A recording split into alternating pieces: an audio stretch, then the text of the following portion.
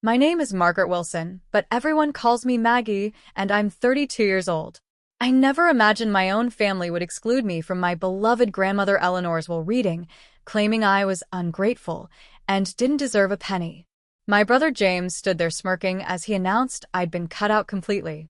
Even my mother Diana sided with my siblings against me. I left in tears, feeling betrayed by everyone I'd trusted. Then my phone rang. It was grandmother's lawyer. Your grandmother anticipated this might happen. There's something you need to see. If my story resonates with you already, I'd love to know where you're watching from. Family betrayal cuts deeper than any other kind of pain, doesn't it? If you've ever felt that sting of family turning against you, hit that like button and subscribe to join others who've walked similar paths. The truth about what my grandmother actually planned will show you exactly why family karma is the most powerful kind there is. Growing up, I had a special connection with my grandmother Eleanor that nobody else in the family seemed to share. While my siblings James and Alicia were busy with sports tournaments and social events every weekend, I would spend precious time at Grandma Eleanor's Victorian house on Maple Street. Those weekends became sacred to me. We'd bake her famous lemon cookies using a recipe she refused to share with anyone else in the family, and she'd tell me stories about her youth while teaching me to knit with her worn wooden needles. "Maggie, my sweet girl," she would say as she corrected my stitches, "you have an artist's soul. Never let anyone dim your light." She'd wink at me with those bright blue eyes that remained sharp even as her hair turned silver. We had private jokes that made no sense to anyone else, like calling her china cabinet the museum, after I accidentally broke a teacup there when I was 7, and she pretended we needed to write an incident report for the museum curator. When I decided to pursue art education instead of business administration, like the rest of the Wilson family, Grandma Eleanor was my only supporter. My parents, Diana and Robert Wilson, had built Wilson Enterprises from a small local business into a regional powerhouse over 30 years, and the expectation was clear. All Wilson children would take their rightful place in the company hierarchy. "What exactly will you do with an art degree, Margaret?" my father would ask, not really expecting an answer. "Doodle all day while collecting unemployment?" My mother wasn't any gentler.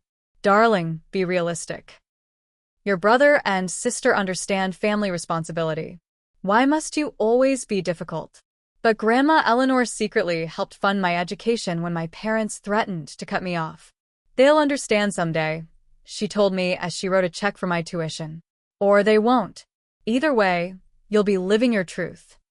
In our family, the hierarchy was always clear. James, my older brother by 4 years, was the golden child and heir apparent to Wilson Enterprises. Tall, charming, and ruthlessly ambitious, he could persuade clients to sign contracts even when the terms weren't in their favor. My sister Alicia, 2 years younger than James, was the family beauty and social director, planning the charity galas and networking events that kept the Wilson name prominent in local society. And then there was me, the odd one out, the dreamer, the one who asked uncomfortable questions at family dinners about business ethics and environmental impact. Each time I raised concerns, my parents would exchange that look that said, "Here she goes again," while James would roll his eyes dramatically. "Not everyone can thrive in business, Mom," James would say with false sympathy. "Maggie's just more sensitive." The way he said sensitive made it sound like a terminal illness. When Grandma Eleanor's health began declining 3 years ago, the family dynamics became even more pronounced. I lived 45 minutes away from her, but visited at least twice a week, managing her medications, taking her to doctor appointments, and simply keeping her company. James and Alicia, who both lived less than 15 minutes from her house, rarely found time to visit despite my frequent reminders about how much it would mean to her. "They're just so busy with their important lives," Grandma would say without bitterness. "But you and we understand what matters, don't we?" During those final years, Grandma Eleanor shared family stories she'd never told anyone else. She confided about her own struggles with my grandfather's family, who had initially rejected her for being new money, instead of coming from an established family like theirs. She showed me letters and photographs stored in her mahogany chest, documenting a family history more complex than the sanitized version my parents preferred to reference at holiday gatherings. I rearranged my teaching schedule at Westlake Elementary to be available for her appointments, sometimes having to create art lesson plans late into the night after spending the day with her.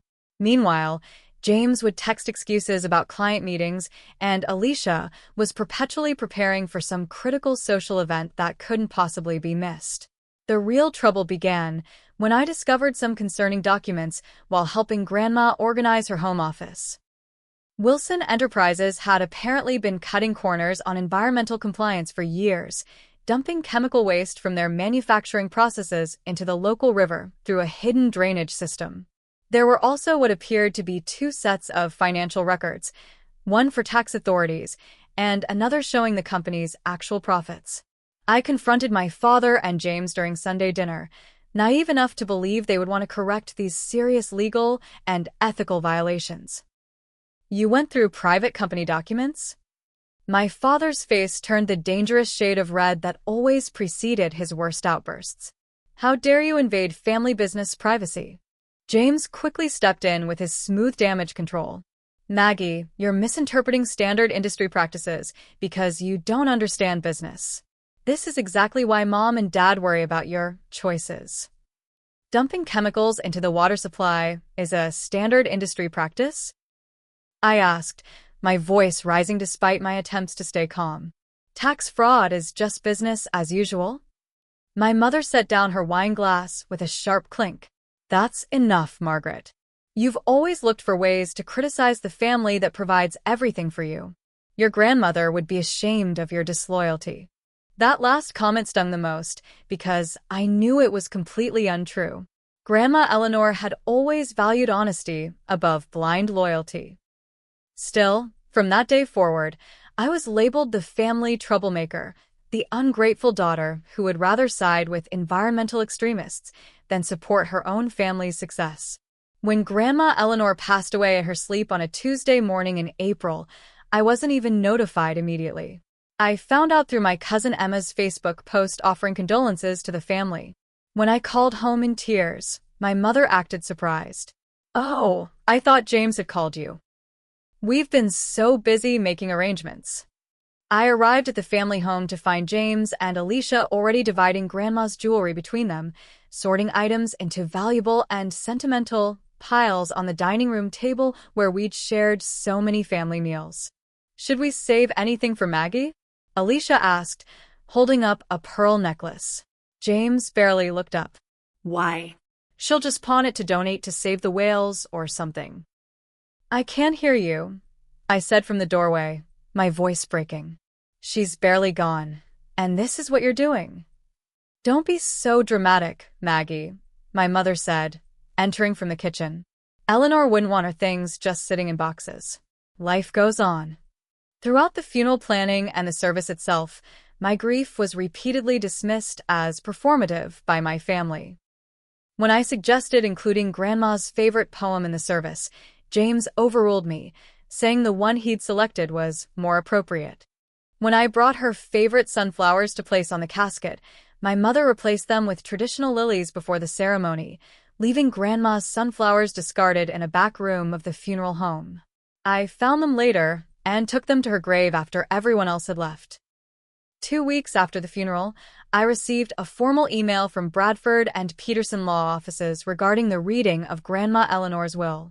The message stated that all immediate family members were requested to attend on Friday, May 12th at 3 p.m. I marked the date on my calendar and began preparing myself emotionally for what would likely be another difficult family gathering. The night before the reading, I carefully selected a simple black dress that Grandma had always complimented, saying it brought out the spark in my eyes. I also wrote a short speech about her legacy that I hope to share with the family, an olive branch of sorts despite our recent conflicts. I included memories that showcased her generosity, wisdom, and quiet strength, qualities I aspired to embody in my own life. What I didn't know was that an entirely different scenario was about to unfold. When I arrived at my parents' house the evening before the scheduled reading, I immediately sensed something was wrong. The driveway was filled with cars, including those belonging to extended family members who lived out of state. A formal dinner had apparently been planned without my knowledge. As I entered the house carrying a small photo album of Grandma Eleanor that I'd assembled, the conversation in the dining room abruptly stopped. Aunt Susan, my mother's sister, gave me a cold once-over before commenting loudly, "Well, look who finally decided to join us. Some people only appear when there's money involved." My cousin Peter avoided eye contact, suddenly very interested in his dinner roll. Uncle Thomas nodded curtly in my direction, but said nothing. Even my usually friendly cousin Emma seemed uncomfortable, offering only a strained smile before looking away. "What's going on?" I asked, setting down my purse and the album. "I thought the reading was tomorrow afternoon." My mother emerged from the kitchen wearing a black cocktail dress I'd never seen before. "Maggie, you're late." Everyone else managed to arrive on time. "I wasn't told about a dinner tonight," I said, feeling increasingly confused. "The email only mentioned tomorrow's reading." "Typical," Alicia muttered, smoothing her perfectly styled hair. "Always the last to know because you're always the last to care." Before I could respond, James stood up, clinking his knife against his champagne glass. The room fell silent as all eyes turned to him. He looked polished in his tailored suit, the very image of a successful businessman and devoted grandson. "Family, thank you all for coming tonight to honor our beloved grandmother Eleanor," he began, his voice carrying the practiced sincerity he used in business presentations. "Before tomorrow's official proceedings, we wanted to gather those who truly loved and supported Grandma throughout her life, especially in her final years." My stomach tightened as James looked directly at me with a cold smile. As many of you know, Grandma Eleanor made some difficult decisions toward the end. She confided in Mom and me about her concerns regarding certain family members who seemed more interested in her estate than her well-being. A murmur rippled through the room as several relatives glanced in my direction. In the interest of avoiding any unpleasantness tomorrow, I've been authorized to share that Grandma made her wishes very clear. James pulled a folded paper from his pocket. "She added a special codicil to her will that states, and I quote, 'Any grandchild who has proven themselves ungrateful, disloyal to family values, or disrespectful of the Wilson family legacy shall be excluded from all inheritance and benefits.'" The room fell completely silent. I felt my face burning as the implication became clear. "While tomorrow's reading will make this official," James continued, "I wanted to prepare everyone for the fact that Maggie has been excluded from Grandma's will."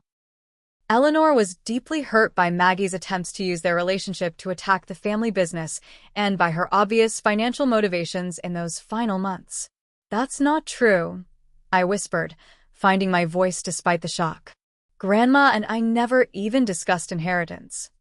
My mother stood up then, placing her hand on James's shoulder in a show of solidarity. "Margaret, please don't make this more difficult than it needs to be. Your grandmother was devastated by your behavior. Who do you think told us about your questions regarding company documents? About your suggestions that the business was somehow operating unethically?" I felt as though I'd been physically struck. "Grandma would never.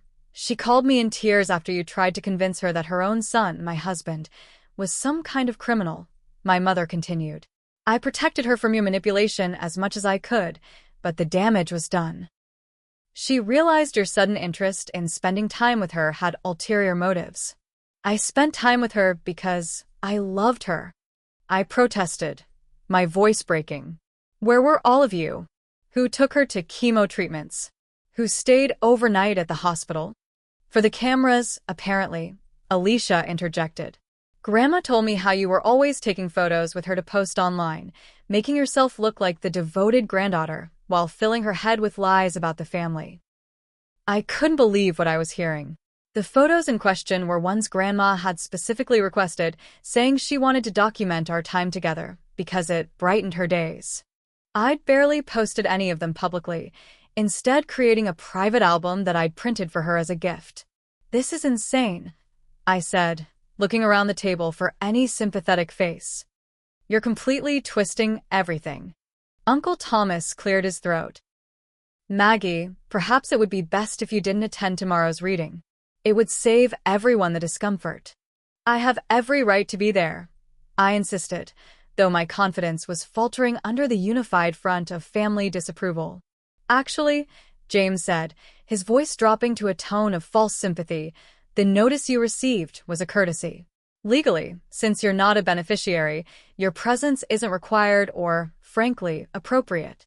Aunt Susan raised her glass to Eleanor, who always could see through pretense.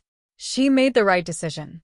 As glasses clinked around the table, I noticed my cousin Emma's troubled expression, though she too raised her glass after a moment's hesitation. Not a single person challenged the narrative that had been constructed against me. I stood there, tears streaming down my face, unable to form words through the shock and betrayal. The family continued their dinner conversation, as if I weren't even present, discussing which of Grandma's antiques would look best in whose home, and how her jewelry collection would be divided among the deserving grandchildren. After what felt like an eternity, but was probably only minutes, I grabbed my purse and the photo album and walked out, my mother's voice following me. Always so dramatic, Margaret. This is exactly why Eleanor made her decision. As I drove away from my childhood home, I could see through the dining room windows that the family was laughing, raising their glasses in another toast. The pain was so intense it felt physical, a crushing weight on my chest that made it difficult to breathe. The people who were supposed to love me unconditionally had not only turned against me, but had twisted my loving relationship with Grandma Eleanor into something ugly and self-serving. I seriously considered packing up my apartment and moving to another state, cutting all ties with the family that clearly wanted nothing to do with the real me. What was keeping me here anyway? A teaching job I could find elsewhere? A family that despised me? The memory of a grandmother who, if they were to be believed, had ultimately rejected me too? But something about their story didn't add up. The grandmother who had supported my independence, who had shared her most vulnerable memories with me, who had squeezed my hand and whispered, "My brave girl," when I told her about challenging the company's practices, that woman wouldn't have believed their lies about me. Something else was happening, but in my emotional state, I couldn't see what it might be. I was sitting in my car outside my apartment building, still unable to stop crying, when my phone rang with an unfamiliar number. I almost didn't answer, but some instinct made me accept the call. "Is this Margaret Wilson?" A deep, formal voice asked. "Yes," I managed to say, trying to sound composed despite my tears. "Ms. Wilson, my name is Harrison Peterson of Bradford and Peterson Law Offices. I was your grandmother Eleanor Wilson's personal attorney for over 30 years. He paused briefly. "I understand there was a family gathering tonight ahead of tomorrow's official will reading. How did you know about that?" I asked. "Your grandmother anticipated certain scenarios that might unfold after her passing. I need to meet with you privately, Ms. Wilson. Tonight, if possible." My heart began racing. "Why?" "I've been told I'm not included in the will." Mr. Peterson's voice softened slightly. "Your grandmother anticipated that might be communicated to you as well. There's something you need to see, something Eleanor was very explicit about. Can you come to my office in 1 hour?" As I agreed to the meeting, a small flicker of hope ignited amidst my grief and confusion. Perhaps I hadn't lost Grandma Eleanor's love after all. I arrived at Bradford and Peterson Law Offices just before 9 o'clock that evening. The building was an elegant Victorian conversion in the historic district of downtown, its brick facade illuminated by wrought iron street lamps. Most of the windows were dark except for one on the second floor, where a warm light spilled out into the night. The main entrance was locked, but as I approached, a security guard opened the door, clearly expecting me. "Ms. Wilson? Mr. Peterson is waiting for you on the second floor, last door on the right." I climbed the creaking wooden staircase, passing walls lined with photographs of the firm's partners throughout its 100-year history. At the top of the stairs, I followed a narrow hallway to the door marked Harrison Peterson, Senior Partner. Before I could knock, the door opened, revealing a tall man in his 60s with salt and pepper hair and kind eyes behind wire-rimmed glasses. He wore a slightly rumpled suit that suggested he'd been at the office since early morning. "Margaret Wilson," he said, extending his hand. "I wish we were meeting under better circumstances, Please come in. Mr. Peterson's office was exactly what you'd expect from an old-school lawyer. Dark wood paneling, shelves overflowing with legal tomes, and a massive desk covered with neatly organized stacks of documents. What surprised me, however, was a framed photograph prominently displayed on his desk, Mr. Peterson and my grandmother standing beside a lake, both holding fishing poles and grinning widely. He noticed me looking at it and smiled. Blue Ridge Lake, for years ago. Your grandmother outfished me 3-1. She never let me forget it. I didn't know Grandma Eleanor went fishing, I said, still processing this unexpected connection. There's a lot about Eleanor that would surprise most of her family, he replied, gesturing to a comfortable leather chair across from his desk. Please sit down. Would you care for some tea? I was just brewing some. When I nodded, he disappeared briefly into a small adjoining room and returned with 2 cups of steaming tea served in familiar blue willow china. Grandma's tea set, I whispered, recognizing the pattern immediately. Eleanor gave me this set last Christmas. Said it was time her favorite teacups went to someone who would appreciate the ritual of proper tea. He sat down behind his desk. I understand you've had a difficult evening. The simple acknowledgement of what I'd been through broke through my composure, and tears welled up again. They said Grandma believed I only spent time with her for her money, that she excluded me from her will for being ungrateful and disloyal. But that doesn't sound like her at all. Mr. Peterson's expression darkened. It doesn't sound like her, because it wasn't her. Margaret, may I call you Maggie, as she did? When I nodded, he continued, Maggie, I wasn't just your grandmother's lawyer. I was her friend for over 30 years. I knew her mind, her heart, and most importantly, her concerns about certain family members, and they weren't about you. He opened a drawer and removed a thick file with my name written on the tab. About 8 months ago, Eleanor asked me to come to her home. She was concerned about changes she'd noticed in your mother's and brother's behavior toward her. They had suddenly become very attentive after years of minimal contact. James and Mom started visiting more. This contradicted everything I'd seen during that time. According to Eleanor, they began having private meetings with her when you weren't there. Usually after her medication had been administered, when she admitted she wasn't at her sharpest. He frowned. She noticed financial documents missing from her home office. She overheard phone conversations between Diana and James about getting everything in order and making sure the papers were signed. My mind was racing. But why would they? Eleanor was wealthy, Maggie. More wealthy than most of the family realized. And based on what she confided in me, she believed James and your mother were attempting to manipulate her estate planning in their favor during her vulnerability. That's why she asked me to help her create a secret contingency plan, he continued, opening the file. She made me promise to protect you if her fears proved founded. She said, Harrison, my Maggie has the truest heart in this family, and they'll try to break it because they can't control it. He removed a sealed envelope from the file. This is a legally executed codicil to your grandmother's will that the rest of your family knows nothing about. It was signed and notarized 3 months before her passing, with video recording of the signing to establish her mental competence beyond any doubt. I also had 2 independent physicians certify her sound mind on the day of signing. What does it say? I asked, my heart pounding. Before I show you, I want you to see something else first. Mr. Peterson turned his computer monitor toward me and pressed play on a video file. My grandmother appeared on the screen, sitting in her favorite armchair in her sunroom. Though visibly frail, her blue eyes were clear and sharp as ever. Hello, my darling Maggie, she began, and I gasped at being addressed directly. If you're watching this, then Harrison has determined it necessary to invoke the protective measures we've put in place. In simple terms, that means they've done exactly what I feared they would. She shifted slightly in her chair, her expression hardening with resolve. I've watched Diana and James manipulating this family for years, but recently their behavior has become more desperate. I believe it's connected to financial troubles they're hiding from everyone, including Robert. My grandmother looked directly into the camera. They've been pressuring me to sign documents, Maggie. bringing papers when I'm tired or after I've taken my medication. They speak poorly of you when you're not here, trying to poison our relationship.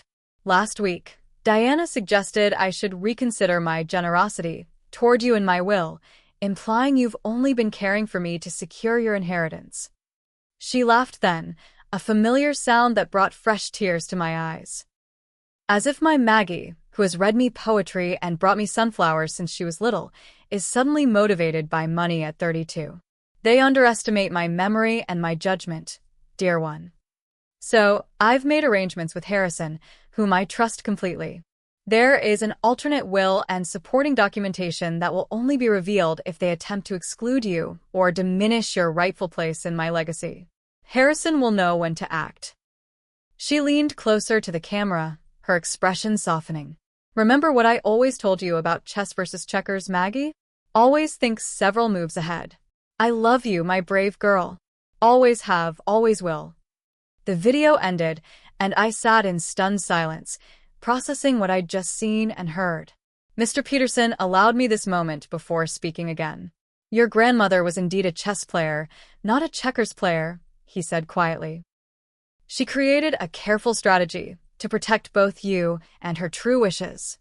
When did you decide it was time to show me this? I asked. I received a call this afternoon from Emma Thompson, your cousin, he replied. She was troubled by conversations she'd overheard between your mother and brother. She said there was a dinner planned specifically to humiliate you and prevent you from attending tomorrow's reading. That triggered the protocol Eleanor established. Mr. Peterson placed his hands flat on the desk. Maggie, I've known your grandmother since before you were born. I've watched her pride in you grow over the years. She showed me every art project you made her, told me about every visit. The relationship you had was genuine and precious to her.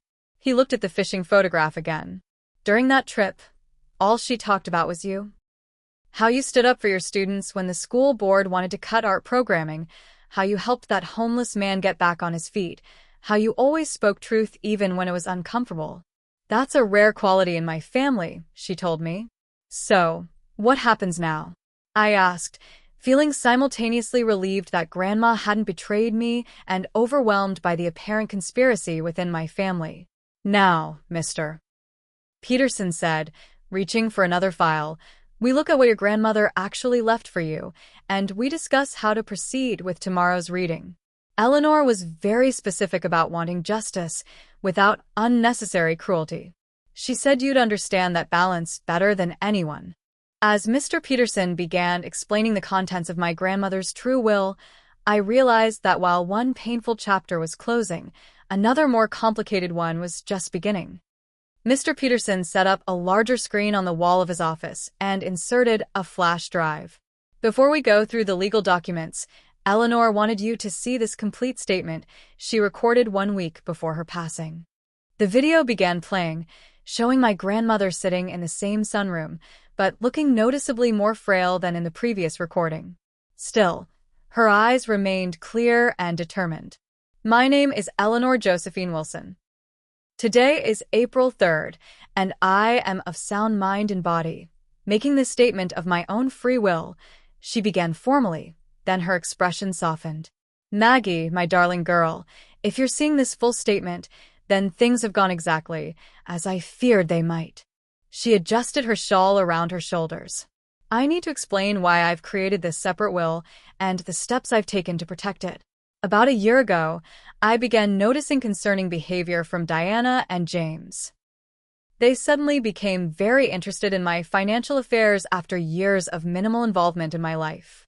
Grandma Eleanor detailed how James had begun suggesting that I was taking advantage of her generosity, claiming he had evidence that I was using her credit card for personal purchases.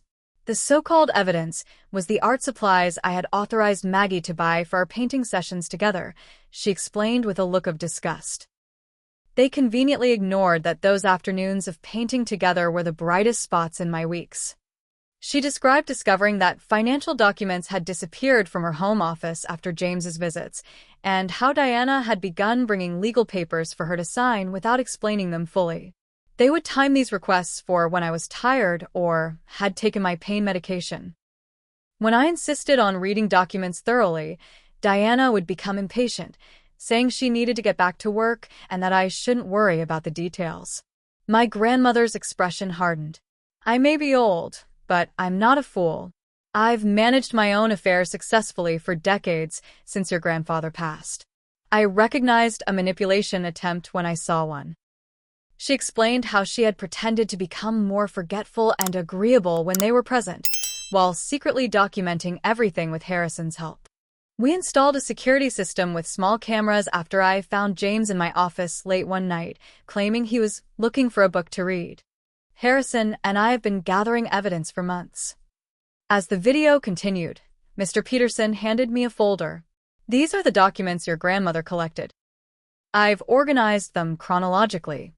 Inside were photographs of James going through Grandma's filing cabinet when she wasn't in the room, copies of documents with her signature that she claimed never to have knowingly signed, and printouts of text messages between my mother and brother that Emma had somehow obtained and forwarded to Grandma. One particularly damning exchange read, "Diana, did she sign the amendment?" James, "Yes, finally got her to sign while she was half asleep. She didn't read the part about removing M from the business shares." Diana, "Good. What about the house?" James, "Working on it. Need another week. She keeps asking where M is whenever I bring up property transfers." Diana, "Keep her medicated when you discuss it. Dr. Reynolds increased her dosage. Use that window." I felt physically ill reading these messages, but I forced myself to continue through the folder. There were financial records showing significant sums missing from Grandma's personal accounts after James had been given temporary access to help organize her finances. There were also voice recordings, presumably from the security system Grandma mentioned, of my mother and brother planning how to convince Grandma that I had been stealing from her. "I can't believe they would do this," I whispered, my hands shaking as I set down the documents. "Unfortunately, I've seen similar situations throughout my career," Mr. Peterson said gently, "but rarely with this level of calculated deception." On the video, Grandma Eleanor was now explaining the real motivation behind my family's actions. "Harrison has discovered that Wilson Enterprises is in serious financial trouble," she said. "The environmental violations Maggie discovered were just the tip of the iceberg. James has been embezzling company funds to cover gambling debts for years, and Robert either doesn't know or has chosen to look the other way. The company is facing potential bankruptcy, not to mention criminal charges if the environmental agencies investigate further." She sighed deeply. "They need my money to save themselves." Diana has always protected James, ever since he was a child. She would do anything to prevent her precious son from facing consequences, even betraying her own daughter and manipulating her dying mother. The reality of the situation hit me like a physical blow. This wasn't just about inheritance or family disagreements. My brother and mother were potentially facing criminal charges and financial ruin. Their desperation suddenly made more sense, though it didn't excuse their actions. "Now, let me tell you what I've actually arranged for you, Maggie." Grandma continued on the video, her expression softening again. "First, you should know that my estate is significantly larger than what your mother and brother believe it to be." Mr. Peterson paused the video and turned to me. "This is where we need to go through the actual provisions of the will and trust documents." He spread several papers across his desk. "Your grandmother maintained separate accounts under her maiden name, Josephine Hayes, that Diana and James knew nothing about. She also had an art collection stored in a climate-controlled facility that's quite valuable, pieces she collected with your grandfather during their travels." "I had no idea," I said, genuinely surprised. Grandma had always lived comfortably but modestly. Eleanor owned commercial real estate in 3 states through a holding company, plus minority interests in several businesses competing with Wilson Enterprises. He smiled slightly. As she put it, she never believed in keeping all her eggs in the Wilson basket. The total value of Grandma's estate was staggering, well over $8 million, not including the family's historic summer home in Maine or her personal property. Under the forged documents that James and Diana created, Mr. Peterson continued, everything would go to James, Alicia and Diana, with you completely excluded. They even fabricated a letter expressing Eleanor's disappointment in you. He handed me a document with what appeared to be my grandmother's signature. The letter detailed how hurt she had been by my manipulative behavior and attempts to turn her against her own son. The handwriting looked like hers, but the sentiments were completely foreign to our relationship. "This is an excellent forgery," Mr. Peterson noted, "but we have exemplars of Eleanor's authentic handwriting from the same time period that will easily disprove it." He then showed me my grandmother's actual will and trust documents. Eleanor left specific provisions for each family member, but with some significant conditions attached. According to the real will, I was to receive controlling interest in the family business, 51% of the shares, with the explicit directive that I oversee a complete environmental remediation of all company properties and institute an ethics compliance program. I was also to inherit the family's summer home in Maine, Grandma's personal art collection and journals, and a trust fund specifically designated for any children I might have in the future. She wanted to ensure that your future children would have educational opportunities regardless of what career path you chose, Mr. Peterson explained. She also wanted the summer home preserved for future generations, knowing you were the only one who truly appreciated its history. But perhaps most touching was the personal letter Grandma had written to accompany the will, her authentic voice coming through in every word. "My dearest Maggie, if you're reading this, then my suspicions about Diana and James proved correct. I'm so sorry you've had to endure their betrayal, but I'm not sorry for the steps I've taken to protect you and my true wishes. You were always the one who saw me as a person, not just a grandmother or a checkbook. You asked about my dreams, my regrets, my adventures. You listened when I told stories everyone else had heard too many times. You noticed when I was in pain even when I tried to hide it. I'm leaving you controlling interest in the company not to burden you, but to empower you. You have the moral compass the business needs. You'll know what to do, whether that's reforming it or selling it to someone who will. I trust your judgment completely. The art collection is yours because you're the only one who ever asked about the stories behind each piece. The summer house is yours because you're the only one who still walks the beach at dawn like I used to, who knows which floorboards creak and which windows catch the best sunset light. Remember that family is more than blood, Maggie. It's shared values and mutual respect. Sometimes the hardest but most necessary thing is to create boundaries with toxic family members while nurturing connections with those who truly see and support you. I love you forever, my brave girl." Grandma Eleanor, tears streamed down my face as I finished reading her letter. It was so unmistakably her voice, her wisdom, her love. "There's something else you should know, Mr. Peterson said after giving me a moment to compose myself. Eleanor established a charitable foundation in your mother's name, with strict provisions that Diana can only access her inheritance through this foundation, which must be dedicated to environmental education. She knew that would be particularly galling to Diana given her dismissal of your environmental concerns. Despite everything, I laughed through my tears. That is such a Grandma Eleanor move. Indeed, Mr. Peterson agreed with a small smile. As for James, he receives a modest trust fund that becomes available only after he completes both addiction treatment for his gambling and community service hours with environmental cleanup organizations. Otherwise, his portion reverts to the foundation. "And Alicia?" I asked, curious about my sister who had always followed James's lead but had seemed less actively involved in the deception. "Alicia receives her portion outright, with an additional sum set aside if she pursues further education." Eleanor believed Alicia might flourish if she stepped out of James's shadow. I sat back in my chair, overwhelmed by everything I'd learned. "So, what happens tomorrow at the reading?" "That," Mr. Peterson said, his expression turning serious, "is largely up to you." Eleanor left specific instructions about revealing the truth, but she also gave you the authority to decide how and when that happens. She said you would find the right balance between justice and compassion. As we discussed the options for handling the will reading, I felt a strange mix of vindication, sadness, and responsibility.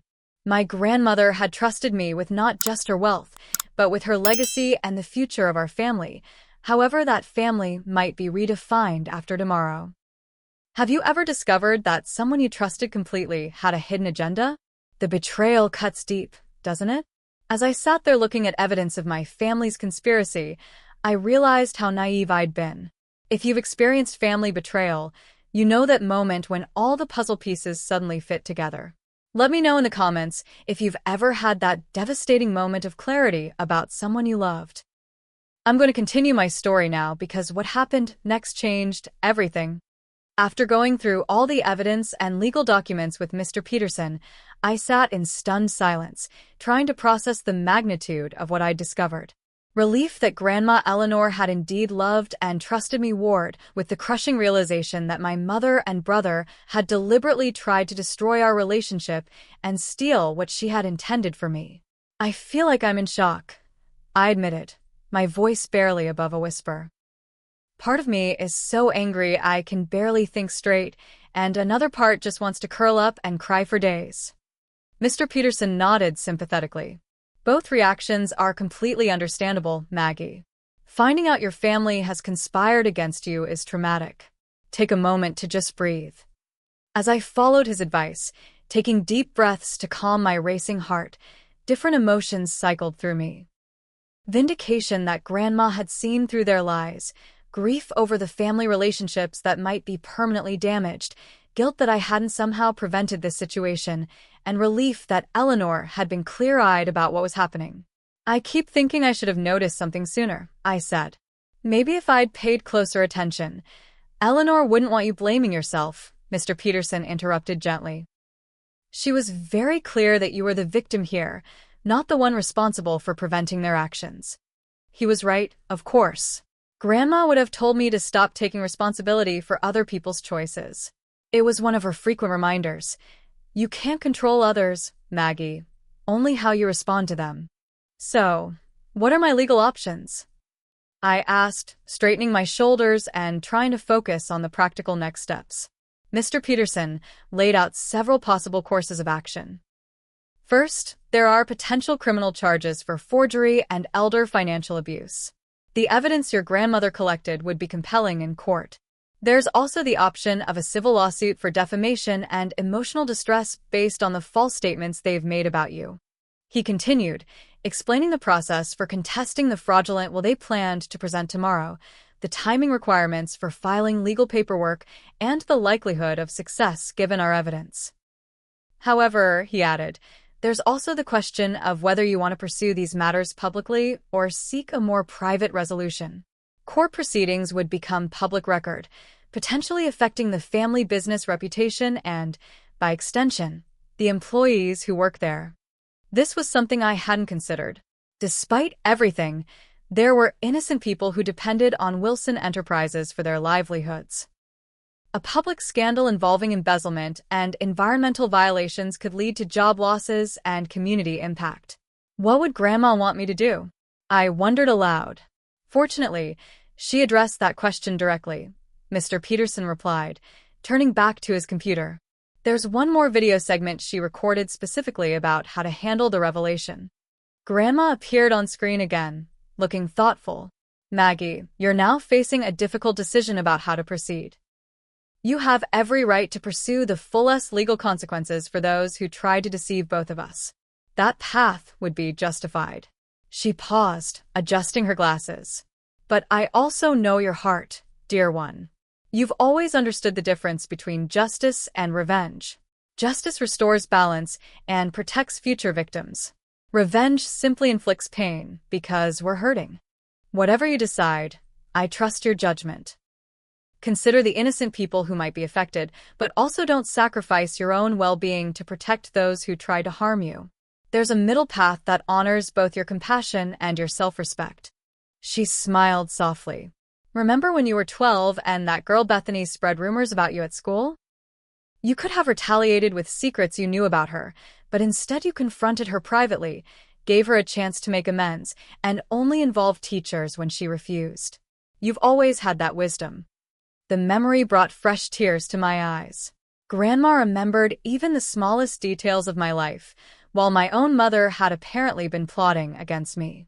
I think I need time to process all this before making any decisions, I said. What's the timeline we're working with? The official will reading is scheduled for 3 o'clock tomorrow, Mr. Peterson replied. I would need to prepare the necessary documents if we're going to contest the fraudulent will at that time. However, we could also wait and file the contest after the reading, which would give you more time to consider your approach. What happens if we don't contest immediately? Would that hurt our case? Not legally, no. The evidence is solid regardless of timing. It's more a question of personal and family dynamics, allowing them to believe they've succeeded before revealing the truth, versus confronting the deception immediately. I considered my options carefully. On one hand, there would be a certain satisfaction in watching their faces when they realized their scheme had failed. On the other hand, a public confrontation at the will reading would affect everyone present, including extended family members who might know nothing about the conspiracy. I need to gather more evidence before making a final decision, I said finally. Grandma mentioned security camera footage and other documentation. I'd like to review everything. Mr. Peterson nodded approvingly. A measured approach. Eleanor would appreciate that. He began outlining what additional evidence we could collect before tomorrow's reading. We developed a plan to secure any remaining documentation from Grandma's house that night, since I still had a key. Mr.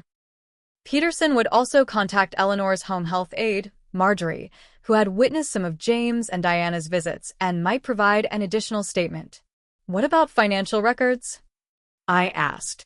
If James has been embezzling from the company and using Grandma's money to cover it up, there must be a paper trail. Eleanor anticipated that as well, Mr. Peterson replied. She had me hire a forensic accountant 6 months ago who has been quietly reviewing all available records. His preliminary report is already in our possession, and it's quite damning. As we continued planning, I felt a strange sense of calm replacing my earlier emotional turmoil. Having concrete actions to take gave me a focus beyond my hurt and anger. There's one more thing Eleanor left for you, Mr. Peterson said, opening his desk drawer. He removed a small golden key. This opens a safe deposit box at First National Bank. Eleanor was explicit that you should retrieve its contents before the will reading. I took the key, turning it over in my palm. Did she tell you what's inside? Only that it contains the final piece of the puzzle. She set up the box under her maiden name, so James and Diana know nothing about it. As our strategy session continued late into the night, we created a detailed timeline for the next day, considering various scenarios and how to respond to each. Mr. Peterson would prepare all necessary legal documents for whichever approach I ultimately decided to take. Remember, he said as we wrapped up around midnight, you hold all the cards now. They believe you're coming to the reading unaware and defeated. That gives you a strategic advantage. A chess player, not a checkers player, I murmured, remembering Grandma's words. Exactly, Mr. Peterson smiled. And for what it's worth, Eleanor told me more than once that you were the most like her in that regard. She would be proud of how you're handling this. As I drove to my apartment that night, the emotional weight of everything I'd learned pressed heavily on me. But alongside the pain was a growing resolve.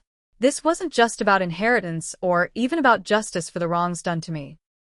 It was about honoring my grandmother's wishes and protecting her legacy from those who would corrupt it for their own gain.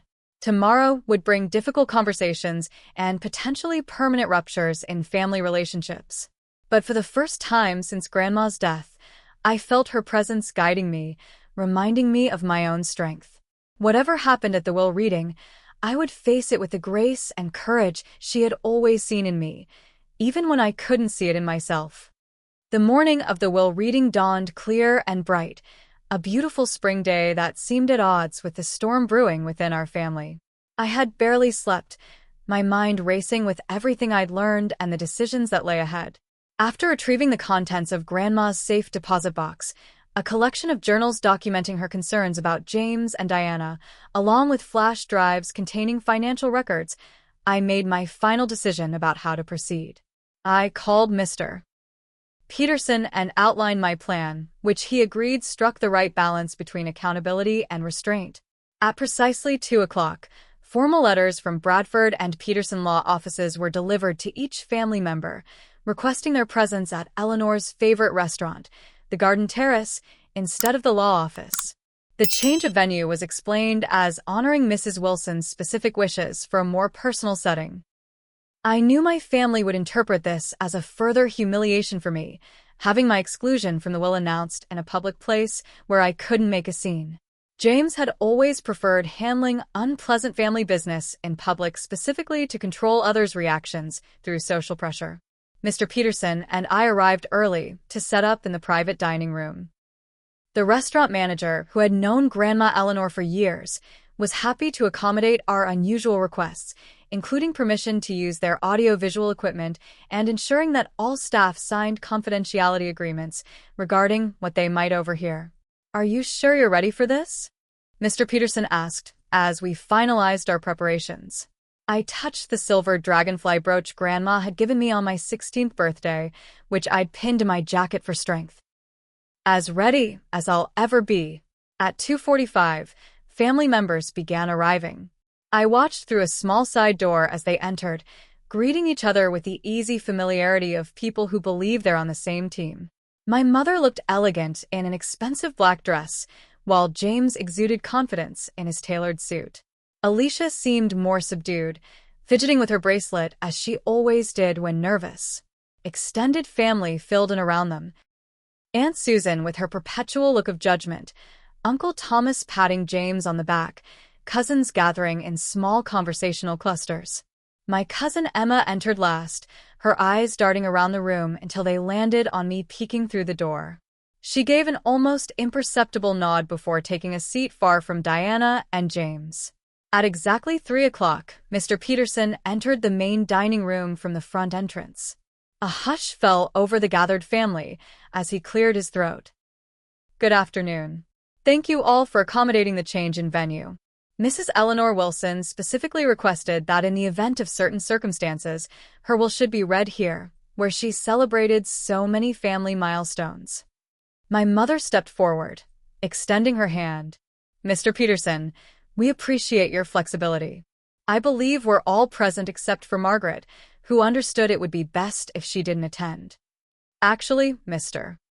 Peterson replied coolly, "Margaret Wilson is very much present and is, in fact, an essential participant in today's proceedings." On cue, I opened the side door and walked into the room.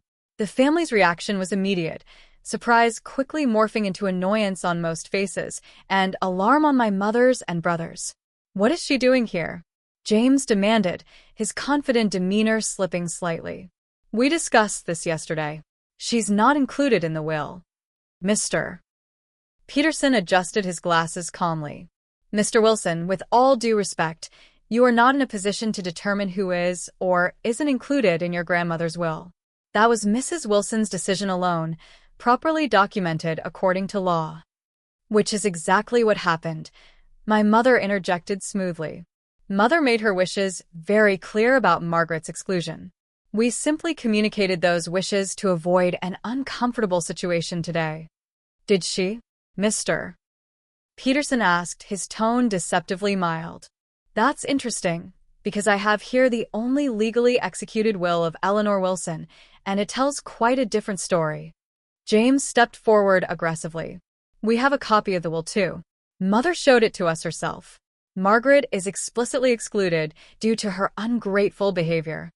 "Are you referring to this document?" I asked, removing the forged letter from my bag. "The one with the paragraph about ungrateful grandchildren that you quoted at dinner last night?" A flicker of uncertainty crossed James's face. "That's one of the documents, yes." Mr. Peterson gestured to the large screen we had set up. "Before we proceed with the reading of the actual will, Mrs. Wilson left explicit instructions that in the event her family claimed she had excluded her granddaughter Margaret, certain evidence should be presented first." My mother's face paled. "This is highly irregular. We should proceed with the formal reading as planned." "Diana," Mr. Peterson said firmly, "I was Eleanor Wilson's attorney for over 30 years. I am proceeding exactly as she instructed." He pressed a button on a remote and Grandma Eleanor's face appeared on the screen, causing several family members to gasp. "Hello, my family," her recorded image began. "If you're viewing this message, then something I feared has come to pass. Some among you have attempted to misrepresent my wishes regarding my granddaughter Margaret." The room fell silent as Grandma explained her concerns about manipulation during her final months, her discovery of documents being removed from her office, and her decision to create video evidence of her true intentions. "I installed security cameras in my home office after finding certain family members searching through my papers without permission," she continued, as footage began playing showing James rifling through her desk drawers late at night. More evidence followed. Audio recordings of my mother and brother discussing how to handle Maggie, copies of the forged documents alongside handwriting analysis proving they couldn't have been written by Grandma, and finally, financial records showing how James had embezzled from both the company and Grandma's accounts. As each piece of evidence was presented, the atmosphere in the room shifted dramatically. James's face flushed with anger, then drained of color as the financial evidence mounted. My mother repeatedly tried to interrupt, only to be firmly silenced by Mr. Peterson citing legal procedure.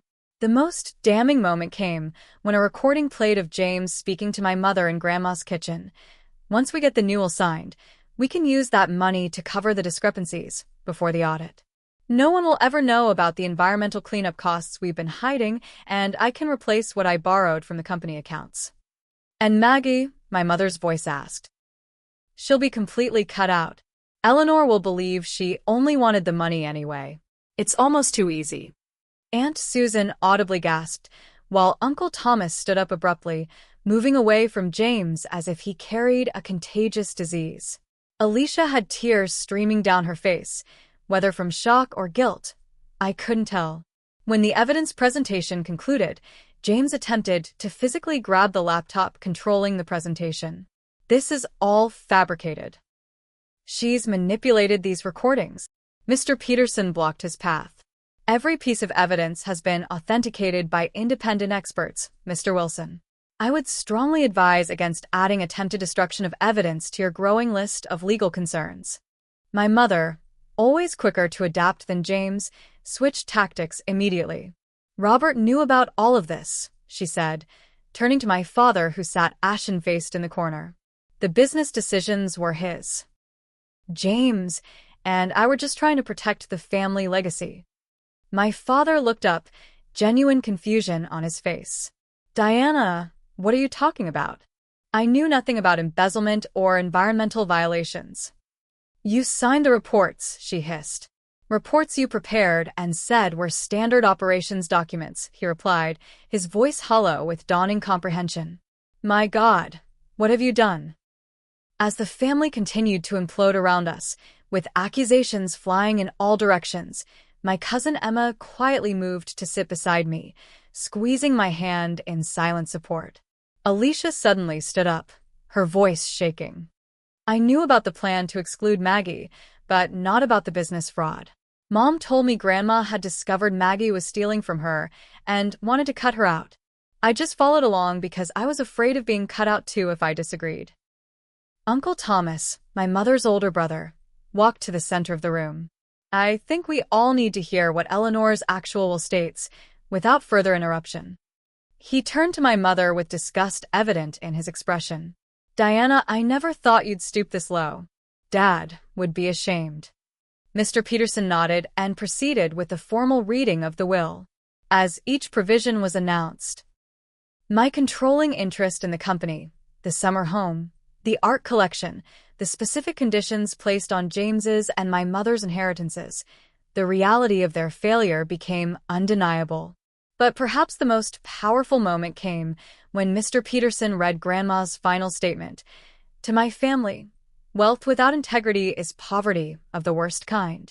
I have structured my estate not to punish but to protect the values that should matter more than money. Maggie will oversee the business because she has demonstrated the ethical compass needed to correct its course.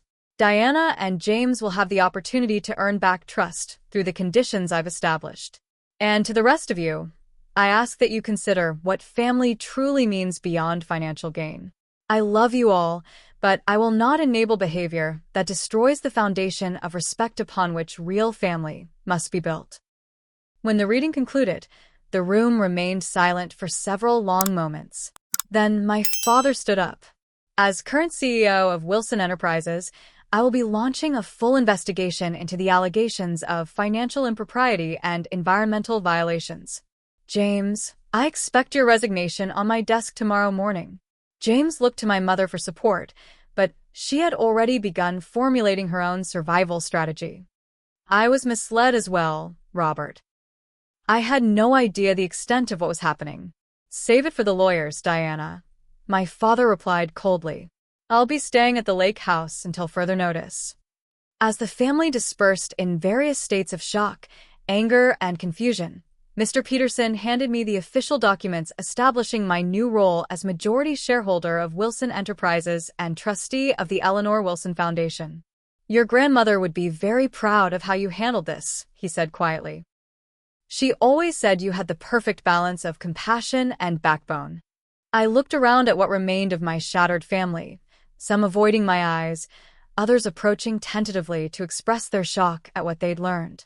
The path forward wouldn't be easy, but for the first time, I felt the weight of Grandma Eleanor's confidence in me as a strength rather than a burden. What happens now? Emma asked, still sitting beside me. Now, I replied, feeling Grandma's spirit guiding my words, we rebuild what can be rebuilt, and let go of what can't, just like Grandma would have done. The weeks following the will reading were a whirlwind of legal meetings, family fallout, and major life transitions. As expected, there were significant consequences for those involved in the conspiracy. James faced the most immediate repercussions. The evidence of embezzlement was turned over to the proper authorities, resulting in criminal charges being filed. He was forced to resign from Wilson Enterprises and, facing potential prison time, quickly accepted a plea deal that included restitution, community service, and probation, contingent on completing the gambling addiction treatment program Grandma had presciently included in her will conditions. My mother's social standing in the community, something she had cultivated carefully for decades, collapsed virtually overnight. Several charity boards asked for her resignation, and longtime friends suddenly had scheduling conflicts when she called. Though she avoided criminal charges due to insufficient evidence of her direct involvement in the embezzlement, the court of public opinion had rendered its verdict. Perhaps most surprising was my father's reaction. After the initial shock wore off, he filed for separation from my mother, moving permanently to his fishing cabin while divorce proceedings began. He approached me tentatively about working together to reform the company, admitting his own negligence in allowing James too much unsupervised control. I should have paid closer attention, he said during an awkward lunch meeting 2 weeks after the reading. I knew James had problems with gambling years ago, but Diana insisted he had it under control. I wanted to believe that. We all miss things we should have seen, I replied, not quite ready to absolve him but recognizing his genuine remorse. The family business underwent a thorough ethics investigation led by an independent firm. I insisted on complete transparency, even when it meant publicly acknowledging past wrongdoing. We established an anonymous whistleblower program, implemented environmental remediation of all affected areas, and created a committee to oversee ethical compliance going forward. These changes weren't without cost. Some long-term clients left, uncomfortable with the new scrutiny. Several executives who had been complicit in the environmental violations resigned rather than adapt to the stricter standards. But somewhat surprisingly, company morale improved as employees expressed relief that long-standing issues were finally being addressed. The hardest decisions involved setting boundaries with family members. Despite her repeated attempts to reconcile on her terms, I maintained distance from my mother, allowing contact only through lawyers regarding estate matters. Her tearful phone calls and dramatic apologies, always centering her pain rather than acknowledging mine, confirmed that she still didn't truly understand what she had done wrong. She keeps saying she did it all for the family, I told Mr. Peterson during one of our regular meetings. As if that excuses everything. Some people never develop the capacity for genuine self-reflection, he replied gently. Eleanor understood that about Diana. It's why she structured things to protect you from further manipulation.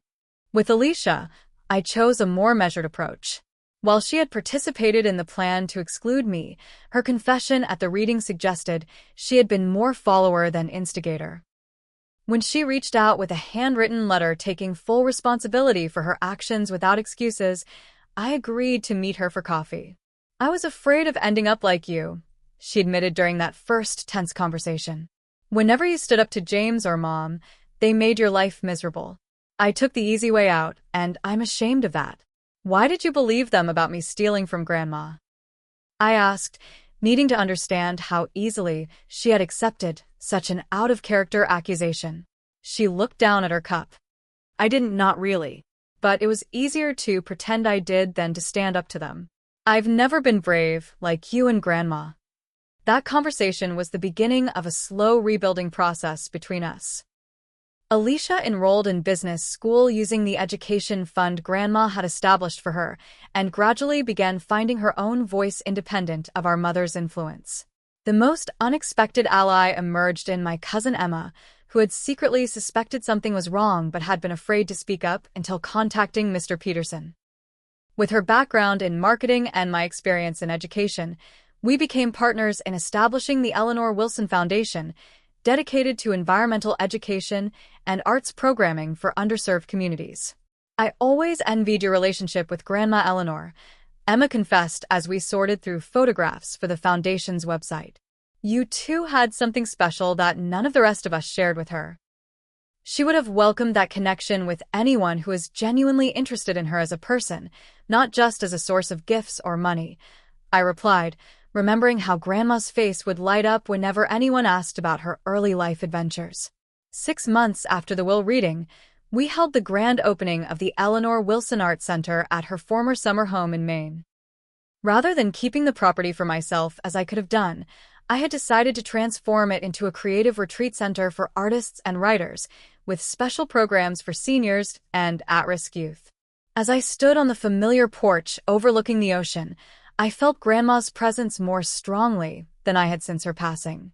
The salty breeze carried the scent of the wild roses she had planted along the garden path, now in full bloom.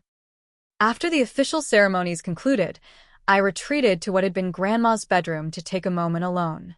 On her nightstand, I had placed the small wooden box I'd found in her safe deposit box, containing the journals she had kept throughout her life. I had been reading them gradually, discovering a woman even more complex and wise than I had known. One entry from her early 40s particularly resonated with me. Family betrayal cuts deeper than any other kind, but I'm learning that family can also be rebuilt in unexpected ways. Robert's parents will never accept me, but I've found family in my art club, in Harrison's friendship, in the community I'm building around me. Perhaps blood matters less than the daily choice to see and value each other. I hope to teach this to my children someday, though Diana seems determined to chase status rather than authentic connection. My prayer is that her children might somehow learn what she couldn't. That evening, as the sunset painted the ocean in shades of gold and pink, Grandma's favorite time of day, I visited her grave in the small cemetery overlooking the harbor. I brought her favorite sunflowers and sat beside the simple granite marker engraved with words she had chosen. Love boldly, choose wisely, forgive selectively. The foundation is doing well, Grandma, I said, arranging the flowers in the stone vase. We've already provided art scholarships to 15 students, and Dad is actually working with us on the environmental education program. I think he's trying to make amends in his own way. A gentle breeze rustled the nearby pine trees as I continued updating her on the business reforms, Alicia's progress in school, and Emma's innovative ideas for the foundation. The summer house is filled with artists now, just like you always wanted. There's a potter using your old sunroom as a studio, and she says the light there is magical. The family business is becoming something you would be proud of again, ethical, sustainable, community-focused. I traced my fingers over the engraved letters of her name. I'm building new relationships with the family members who deserve trust, just like you suggested. Emma has become like the sister I always wished I had. Some cousins who initially believed mom's version of events have apologized and we're slowly reconnecting. As the setting sun cast long shadows across the cemetery, I shared my final news. I've started dating someone, Harrison's nephew Michael, who's helping with the foundation's legal work. You would like him, Grandma. He listens like you did, really listens. He asks about my painting and remembers the details. He brought me tea in your blue willow cup when I was working late, without me ever telling him it was special. Before leaving, I placed a small painted stone on top of the headstone, a tradition Grandma and I had started on our beach walks, leaving painted messages for strangers to find.